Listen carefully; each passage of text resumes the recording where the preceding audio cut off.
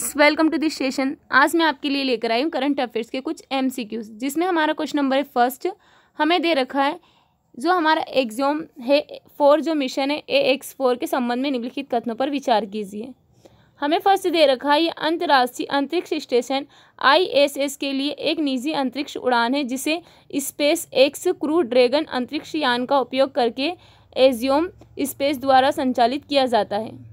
Second वाला एजियोम 4 पृथ्वी की निचली कक्षा LEO में अंतरिक्ष पर्यटन जैसी वाणिज्यिक गतिविधियों को सक्षम करने पर केंद्रित है। हमें इसमें से बताना है कितने या कौन से कथन सही है। तो इसका जो हमारा आंसर है वो क्या होगा, सी। फर्स्ट सेकंड दोनों ही सही है।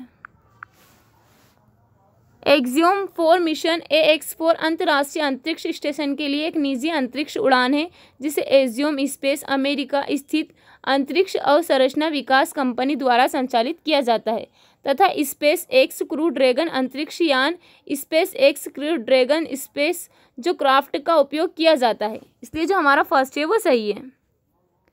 स्पेस एक्स जो हमारा क्रू ड्रैगन एक पुनः प्रयोज्य अंतरिक्ष यान है जो अंतरिक्ष यात्रियों को अंतर्राष्ट्रीय अंतरिक्ष स्टेशन तक ले जाता है। यह एग्जियोम मिशन A2 और 3 के बाद राष्ट्रीय वैमानिकी एवं अंतरिक्ष प्रशासन के सहयोग से की गई चौथी उड़ान है। वाणिज्यिक अंतरिक्ष की जो पहले एग्जियोम 4 पृथ्वी की निचली कक्षा लो अर्थ ऑर्बिट LEO में अंतरिक्ष पर्यटन जैसी वाणिज्यिक गतिविधियों को सक्षम करने पर केंद्रित है। इसलिए जो हमारा सेकेंड है वो भी सही है। इसका जो उद्देश्य है वो क्या है, व्यवसाय और अनुसंधान के लिए मंच के रूप में वाणिज्यिक अंतरिक्ष स्टेशनों की व्यवहार्यता को प्रदर्शित करना है। इसलिए जो इसका आंसर क्या होगा, सी। हमारा क्वेश्चन नंबर है सेकेंड। निम्नलिखित विशेषताओं पर विचार कीजिए। हमें यहाँ पर एक प्रजाति बताई गई है, हमें उसकी विशेषताओं को पहचान कर बताना है कि सबसे अच्छा वर्णन कौन सा है। फर्स्ट दे रखा है ये रेडेफिनेट मछली है जो 1 मीटर तक लंबी हो सकती है। सेकेंड वाला है वह एक एनोडोर्म्स है। थर्ड वाला है वे उत्तरी अटलांटिक महासागर बेसिन में पाए जाते हैं। तो हमें इसमें से बताना है कौन सा सबसे अच्छा वर्णन है। फर्स्ट दे रखा है साल्मो सालार, सेकेंड दे रखा है इंद्रधनुषी मछली, थर्ड दे रखा है अटलांटिक ब्लूफिन टूना यूरोपी ईल। हमें इसमें से बताना है किसका सबसे अच्छा वर्णन है। तो इसका जो हमारा आंसर होगा वो क्या होगा, साल्मो सलार। इसका आंसर ए होगा हमारा।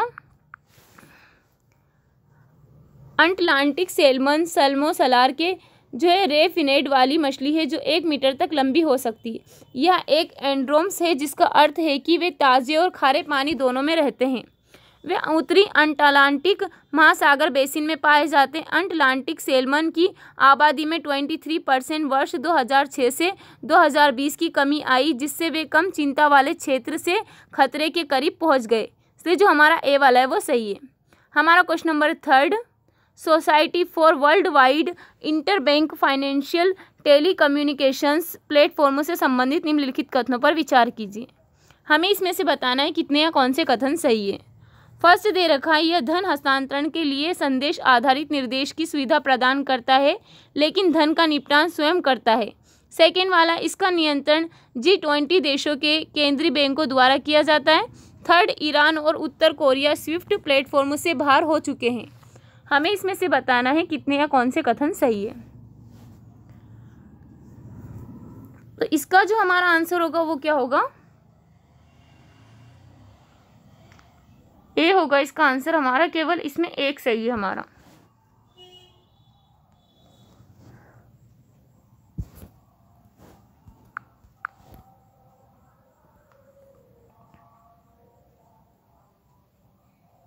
जो हमारे यहाँ पर हैगा क्या दे रखा है हमें, फर्स्ट यह धन हस्तांतरण के लिए संदेश आधारित निर्देश की सुविधा प्रदान करता है लेकिन धन निपटान को स्वयं करता है। तो यह क्या करता है, ये जो पैसे का लेन देन स्वयं नहीं करता है बल्कि यह क्या करता है, सिर्फ निधि का लेन देन करता है। तो इसलिए जो हमारा फर्स्ट वाला है वो भी क्या होगा, इसमें वो भी रॉन्ग है। और जो हमारा सेकंड वाला है इसका नियंत्रण G20 देशों के केंद्रीय बैंकों द्वारा किया जाता है। तो ये भी हमारा रॉन्ग है। इसमें क्या है, इसका नियंत्रण G10 देशों के केंद्रीय बैंकों द्वारा किया जाता है। कौन से बैंक, यूरोपीय सेंट्रल और नेशनल ऑफ बैंक द्वारा इसका जो है केंद्र इसको किया जाता है। तो इसलिए जो हमारा इसका आंसर क्या होगा, ए। इसमें केवल हमारा थर्ड वाला सही होगा। Society for world wide inter bank financial telecommunications Swift विश्व भर के बैंकों और अन्य वित्तीय संसाधनों जो है के लिए एक विश्वसनीय संदेश प्रणाली है। इसकी स्थापना वर्ष 1973 में हुई थी और इसका मुख्यालय बेल्जियम में है। यह पैसे का लेन देन स्वयं नहीं करता है, लेकिन विशेष प्रकार की निधि का लेन देन कैसे करना है इसके लिए निर्देशात्मक संदेश प्रदान करता है। इसलिए जो हमारा फर्स्ट है वो सही नहीं है। यह G10 देशों के केंद्रीय बैंकों, यूरोपीय सेंट्रल बैंक और नेशनल ऑफ बेल्जियम द्वारा नियंत्रित है। इसलिए जो हमारा सेकेंड है वो भी सही नहीं है। स्विफ्ट से पहले अंतर्राष्ट्रीय फंड ट्रांसफर के लिए संदेश पुष्टिकरण का एकमात्र विश्वसनीय साधन टेलेक्स था। ईरान और उत्तरी कोरिया पहले ही स्विफ्ट प्लेटफॉर्म से बाहर आ चुके हैं। तो इसलिए जो हमारा क्या है, थर्ड वाला सही होगा। हमारा क्वेश्चन नंबर है 4। अष्टमुडी झील के संबंध में निम्नलिखित कथनों पर विचार कीजिए। हमें इसमें से बताना है कौन सी है, कितने सही है। फर्स्ट दे रखा है, केरल में स्थित है। इसे रामसर साइट के रूप में नामित किया गया है और इसे अक्सर केरल के बैकवाटर्स का प्रवेश द्वार कहा जाता है। सेकेंड वाला, अपनी अनूठी 8 भुजाओं वाली आकृति के प्रसिद्ध यह झील पेरियार नदी द्वारा अरब सागर में गिरती है। तो हमें इसमें से बताना है कितनी या कौन से सही है। इसका जो हमारा आंसर होगा वो क्या होगा, ए। इसमें केवल हमारा फर्स्ट वाला सही है, लेकिन जो हमारा सेकेंड वाला है वो रॉन्ग है। अपनी अनूठी 8 भुजाओं वाली आकृति के कारण जो प्रसिद्ध है, यह कौन सी नदी होती है यहाँ पर, तो यह झील कौन सी नदी में से, जो हमारी कल्लादा नदी है उसके द्वारा अरब सागर में गिरती है, ना कि पेरियार नदी के द्वारा। अष्टमुडी झील केरल के कोल्लम जिले में स्थित निर्दिष्ट रामसर स्थल बैकवाटर पारिस्थितिक तंत्र का एक महत्वपूर्ण हिस्सा है और इसे अक्सर केरल के बैकवाटर का प्रवेश द्वार कहा जाता है। इसलिए जो हमारा फर्स्ट है वो सही है। 170 वर्ग किलोमीटर में फैले इस द्वीप का आकार 8 भुजाओं वाला है, जहां कल्लदा नदी से पोषित होता है, जो अंततः अरब सागर में गिरती है। तो इसमें कौन सा, पेरियार नदी नहीं, कौन सी, कल्लदा नदी से पोषित होता है। इसलिए जो हमारा सेकेंड है वो सही नहीं होगा।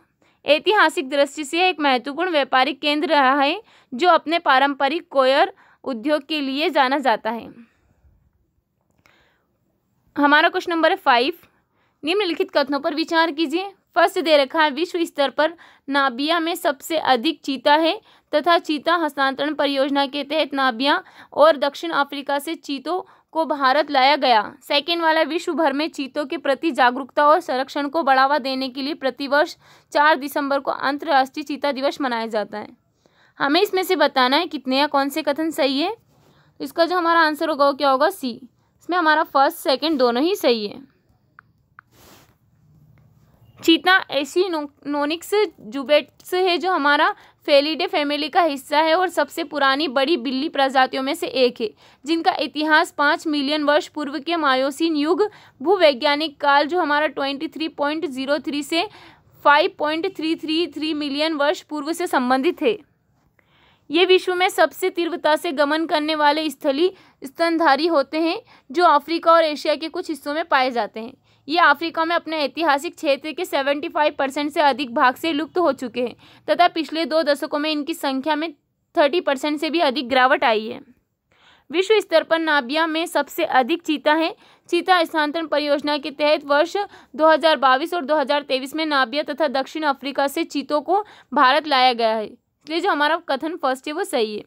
वर्ष 2010 से प्रतिवर्ष 4 दिसंबर को अंतर्राष्ट्रीय चीता दिवस के रूप में मनाया जाता है। यह दिन चीता की विलुप्ति को रोकने तथा इसके संरक्षण को बढ़ावा देने हेतु वैश्विक प्रयासों को महत्व देने को समर्पित है। इसलिए जो हमारा सेकेंड है वो भी सही है। हमारा क्वेश्चन नंबर 6, भारत में सड़क सुरक्षा की स्थिति के संबंध में निम्नलिखित कथनों पर विचार कीजिए। फर्स्ट दे रखा है हमें, विश्व स्तर पर भारत में सड़क दुर्घटनाओं में होने वाली मृत्यु की संख्या सबसे कम है। सेकेंड वाला, भारत के सभी राज्यों की तुलना में महाराष्ट्र में सड़क दुर्घटना में मृत्यु की संख्या सबसे अधिक है। थर्ड वाला है, भारत सड़क सुरक्षा बार्सिलिया घोषणा पत्र 2015 का हस्तांतरण करता है। तो हमें इसमें से बताना है कितने कथन सही है। इसका जो हमारा आंसर होगा वो क्या होगा, केवल एक। इसमें जो हमारा थर्ड वाला है वो सही है, लेकिन जो हमारा फर्स्ट और सेकेंड है वो रॉन्ग है। विश्व स्तर पर भारत में सड़क दुर्घटनाओं में होने वाली मृत्यु की संख्या सबसे अधिक है, ना कि कम है। तो इसलिए जो हमारा फर्स्ट वाला है वो रॉन्ग है। और जो हमारा सेकेंड वाला है, भारत के सभी राज्यों की तुलना में महाराष्ट्र में सड़क दुर्घटनाओं में मृत्यु की संख्या सबसे अधिक है। महाराष्ट्र में नहीं, कहाँ पर, यूपी में। यूपी में सबसे अधिक जो है हमारी सड़क दुर्घटनाओं में मृत्यु की संख्या सबसे अधिक है। तो इसलिए जो हमारा फर्स्ट सेकेंड रोंगे, इसमें केवल थर्ड वाला सही है। इसका आंसर ए होगा। भारत में सड़क दुर्घटनाओं की वर्तमान स्थिति क्या है? कुल दुर्घटनाएं और कुछ मौतें दे रखी हैं यहाँ पर। भारत में सड़क दुर्घटनाओं में होने वाली मौतों की संख्या विश्व स्तर पर सबसे अधिक है। यहाँ जो प्रति 10,000 किमी पर 250 मौतें होती है, जो संयुक्त राज्य अमेरिका में 57 और चीन में 119 और ऑस्ट्रेलिया में 11 की तुलना में अधिक है। इसलिए जो हमारा फर्स्ट है वो सही नहीं है। वर्ष 2023 में भारत में 4.80 लाख से अधिक जो सड़क दुर्घटनाएं दर्ज की गई है, जिसके परिणाम स्वरूप 1.72 लाख से अधिक मौतें हुई, जो वर्ष 2022 में 1.68 लाख मौतों की तुलना में 2.6% की वृद्धि को दर्शाता है। इसकी कुछ क्षेत्रीय असमानता है। भारत में सड़क दुर्घटना में होने वाली मौतों की संख्या सबसे अधिक कहाँ पर है? उत्तर प्रदेश में है। वर्ष 2023 में यूपी में जो हमारा 44,000 दुर्घटनाएं हुई, जिनमें 23,650 मौतें हुई, जिनमें 1,800 नाबालिग और 10,000 पैदल यात्री और 2 पहिए वाहन उपयोगकर्ता शामिल थे। इसलिए जो हमारा सेकेंड है वो भी सही नहीं है। सड़क सुरक्षा के लिए वैश्विक पहल। सड़क सुरक्षा बार्सिलोना घोषणा पत्र 2015। इस घोषणा का उद्देश्य सतत विकास लक्ष्य 3.6 को प्राप्त करना है, जिसका लक्ष्य वर्ष 2030 तक सड़क यातायात दुर्घटनाओं में होने वाली वैश्विक मौतों और चोटों में 50% की कमी लाना है। भारत ने इस वर्ष 2015 में हस्ताक्षर किए थे। तो जो हमारा इसका आंसर थर्ड वाला सही है। इसका आंसर ए होगा। हमारा क्वेश्चन नंबर 7, भारतीय विवाह के संबंध में निम्नलिखित कथनों पर विचार कीजिए। हमें फर्स्ट दे रखा है, सोरोरेट एक प्रथा है जिसमें मृत व्यक्ति का भाई अपने भाई की विधवा से विवाह कर सकता है। सेकेंड वाला है, लेवीरेट विवाह एक प्रथा है जिसमें एक पुरुष अपनी पत्नी की मृत्यु हो जाने पर उसकी बहन से विवाह कर लेता है। तो हमें इसमें से बताना है कितने या कौन से कथन सही है। तो इसका जो हमारा आंसर होगा वो क्या होगा? डी। इसमें हमारा फर्स्ट और सेकेंड दोनों ही होंगे। जो हमारा यहाँ पर दे रखा है, सोरोरेट एक प्रथा है जिसमें मृत व्यक्ति का भाई अपने भाई की विधवा से विवाह कर सकता है। तो ये यहाँ पर सोरोरेट नहीं है, यहाँ पर क्या होगा? जो फर्स्ट में लेवीरेट होगा। लेवीरेट एक प्रथा है जिसमें मृत व्यक्ति का भाई अपने भाई की विधवा से विवाह कर सकता है, मीन्स अपनी भाभी से शादी कर सकता है। ये कौन सी जो है प्रथा है? लेवीरेट। और जो हमारा सेकेंड वाला, इसमें क्या है हमारा यहाँ पर? सोरोरेट एक जो है विवाह की एक प्रथा है जिसमें एक पुरुष अपनी पत्नी की मृत्यु हो जाने पर उसकी बहन से विवाह कर सकता है, मीन्स जो उसकी साली होती है उससे विवाह कर सकता है। तो जो इसका मतलब ये दोनों ही इंटरचेंज है। तो इसलिए जो इसका आंसर क्या होगा? डी। हाल ही में एक अंग प्रत्यारोपण के लिए डीएनए प्रोफाइलिंग के दौरान यह पता चला है कि एक पिता अपने बेटे का जैविक माता पिता नहीं था, जिससे लेवीरेट विवाह का मामला सामने आया है। लेवीरेट विवाह एक प्रथा है जिसमें मृतक के शारीरिक रूप से अक्षम व्यक्ति का भाई अपने भाई की विधवा से विवाह कर सकता है, जिससे वंश की निरंतरता सुनिश्चित होती है। भारत में संथाल और मुंडा सहित कई जनजातियों द्वारा इसका अभ्यास किया जाता रहा है। वैदिक काल में नियोग प्रथा प्रचलित थी, जिसमें छोटे भाई या संबंधी द्वारा बड़े भाई की विधवा से विवाह किया जाता था, लेकिन बाद में गुप्त काल और उससे पहले के काल में इसे प्रतिबंधित कर दिया गया। सोरोरेट एक प्रथा है जिसमें एक पुरुष अपनी पत्नी की मृत्यु के बाद उसकी बहन से विवाह करता है। तो इसलिए जो हमारा सेकेंड है वो भी रॉन्ग है। इसलिए इसका आंसर क्या होगा? डी। हमारा question number 8, one rank one pension योजना OROP से संबंधित निम्नलिखित कथनों पर विचार कीजिए। फर्स्ट दे रखा हमें, पेंशन का निर्धारण रैंक और सेवा अवधि के आधार पर किया जाता है। सेकंड वाला, इसमें पारिवारिक पेंशन भोगियों, युद्ध विधवाओं और विकलांग पेंशन भोगियों के लिए प्रावधान शामिल है। थर्ड वाला, उत्तर प्रदेश और पंजाब में OROP लाभार्थियों की संख्या सबसे अधिक है। हमें इसमें से बताना है कितने या कौन से कथन सही है। तो इसका जो हमारा आंसर होगा वो क्या होगा? सी। इसमें हमारा फर्स्ट सेकंड थर्ड तीनों ही सही है। वन रैंक वन पेंशन योजना OROP यह सुनिश्चित करता है कि एक ही रैंक पर सेवानिवृत्त होने वाले सभी सशस्त्र बलों के कर्मियों को उनकी सेवानिवृत्ति तिथि की परवाह किए बिना समान पेंशन मिले। उदाहरण के लिए वर्ष 1980 में सेवानिवृत्त होने वाले जनरल को वर्ष 2015 में सेवानिवृत्त होने वाले जनरल के समान पेंशन मिलेगी। पेंशन का निर्धारण रैंक और सेवा की अवधि के आधार पर किया जाता है, जिससे सेवानिवृत्त लोगों के बीच निष्पक्षता सुनिश्चित होती है। साथ ही उन लोगों को भी सुरक्षा मिलती है जो पहले ही से ही औसत से अधिक राशि प्राप्त कर रहे हैं। इसलिए जो हमारा फर्स्ट है वो भी सही है। OROP संशोधनों को लागू करने की अनुमानित लागत लगभग 8,450 करोड़ रुपए प्रतिवर्ष है। इस योजना से 25.13 लाख से अधिक सशस्त्र बल पेंशन भोगी और उनके परिवार लाभान्वित होंगे। इसमें पारिवारिक पेंशन भोगियों, युद्ध विधवाओं और विकलांग पेंशन भोगियों के लिए प्रावधान शामिल है। इसलिए जो हमारा सेकेंड है वो भी सही है। सेवारत कर्मियों के वेतन और पेंशन में होने वाले बदलावों को ध्यान में रखते हुए प्रत्येक 5 वर्ष में पेंशन का पुनः निर्धारण किया जाएगा। पहला संशोधन 1 जुलाई 2019 को हुआ था। उत्तर प्रदेश, पंजाब में OROP लाभार्थियों की संख्या सबसे अधिक है। इसलिए जो हमारा थर्ड है वो भी सही है। हमारा क्वेश्चन नंबर है 9, राष्ट्रीय गोकुल मिशन से संबंधित निम्नलिखित कथनों पर विचार कीजिए। फर्स्ट दे रखा है, संतान परीक्षण के माध्यम से बेल उत्पादन के माध्यम से आनुवंशिक योग्यताओं को बढ़ावा देता है। सेकंड वाला, शहरी क्षेत्रों में बहुउद्देशीय कृत्रिम गर्भाधान तकनीशियनों की स्थापना को बढ़ावा देना। थर्ड वाला है, कामधेनु पुरस्कार देसी मवेशियों और पशुपालकों के उत्कृष्ट प्रबंधन को मान्यता देने के लिए दिया जाता है। हमें इसमें से बताना है कितने या कौन से कथन सही है। इसका जो हमारा आंसर होगा क्या होगा, बी। इसमें केवल हमारे 2 सही है और वो कौन से सही है, फर्स्ट और थर्ड। लेकिन जो हमारा सेकंड वाला है वो रॉन्ग है। यहाँ पर शहरी क्षेत्रों में बहुउद्देशीय कृत्रिम गर्भाधान तकनीशियों की स्थापना को बढ़ावा देना। शहरी क्षेत्रों में नहीं, कहाँ पर, ग्रामीण क्षेत्रों में बहुउद्देशीय कृत्रिम गर्भाधान तकनीशियों की जो स्थापना को बढ़ावा देना है। इसलिए जो हमारा सेकंड वाला है इसमें रॉन्ग है। हमारा इसका आंसर क्या होगा, बी। फर्स्ट और थर्ड सही है इसमें। इसे दिसंबर 2014 से स्वदेशी गोजाति नस्लों के विकास और संरक्षण के लिए लागू किया गया है। यह योजना 2400 करोड़ रुपए के बजट परिव्यय के साथ वर्ष 2021 से 2026 तक एक छत्र योजना राष्ट्रीय पशुधन विकास योजना के तहत भी जारी है। RGM का उद्देश्य गौ जाति उत्पादकता को बढ़ावा देना, उच्च गुणवत्ता वाले प्रजनन को बढ़ावा देना और कृत्रिम गर्भधान सेवाओं को मजबूत करना है। मिशन संतान परीक्षण वंशावली चेन और जेनोमिक चेन तथा जर्म प्लाज्म आयत के माध्यम से बेल उत्पादन के माध्यम से आनुवांशिक योग्यताओं को बढ़ाता है। इसलिए जो हमारा फर्स्ट है वो सही है। देश भर में कृत्रिम गर्भाधान तक पहुंच बढ़ाने के लिए ग्रामीण भारत में बहुउद्देशीय कृत्रिम गर्भाधान तकनीशियनों की स्थापना को बढ़ावा देना है। इसलिए जो हमारा सेकेंड है वो सही नहीं है। प्रमुख पहलों में गोकुल ग्राम किसान पुरस्कार, राष्ट्रीय कामधेनु प्रजनन केंद्र, ई पशु हाट जैसे ई मार्केट पोर्टल और आनुवांशिक सुधार के लिए राष्ट्रीय गौ जाति जीनोमिक केंद्र शामिल है। गोपाल रत्न पुरस्कार और कामधेनु पुरस्कार देसी मवेशी और पशुपालकों के उत्कृष्ट प्रबंधन को मान्यता देने के लिए दिया जाता है। इसलिए जो हमारा थर्ड है वो भी सही है।